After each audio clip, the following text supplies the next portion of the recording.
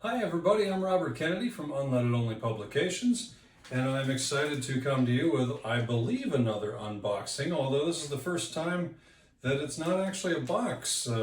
This package from Amazon, which I think is my Vintage American Cars book, is actually in just more of a pouch rather than a box. But, got the scissors, let's check it out and see.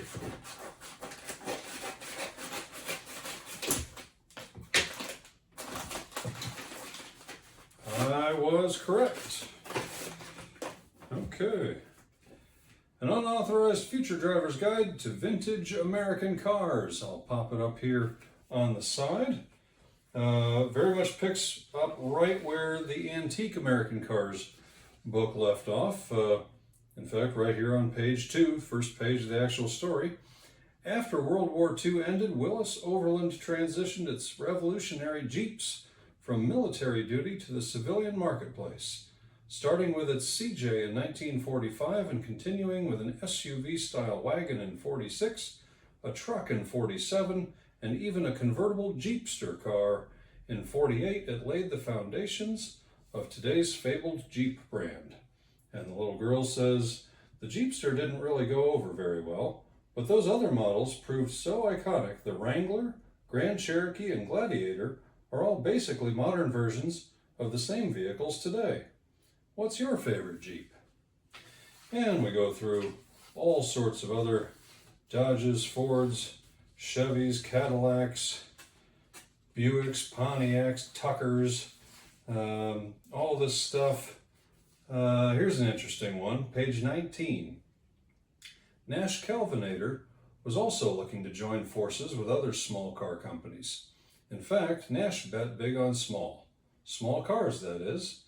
Their Rambler, Metropolitan, and Nash Healey sports cars were all small. And the girl says, it's me again.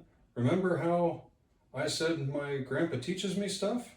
He told me that the founder of Nash wanted a guy named George Mason to lead his company. Mr. Mason said he'd only do it if Nash bought his Kelvinator kitchen appliance company. And he did. So they were building everything from cars to refrigerators. Can you believe that? And as you can see here, not only did I put up the car models, but you can see the Kelvinator refrigerator. I thought some kids would get a chuckle out of that. Just seems a little odd that they're building cars and refrigerators. And let's go one more page here, since I cut it a little short last time on the previous book with samples. Page 25, on the other hand, as Detroit began to transition from its big tail fins era of the 50s to its smaller and sportier era of the 60s, Plymouth's Fury proved the perfect car to make that transition. And the boy says, wow, Fury is a pretty cool name. It sounds intense. If you designed a car, what would you name it? So again, that's just yet another one of the many examples of where I'm trying to engage the kids, asking them questions that they can answer. And the book becomes an interactive discussion between them and their parent, their grandparent, aunt, uncle, whatever it is. This cuts off in 1964, so it really runs from post-World War II, 46 to 64.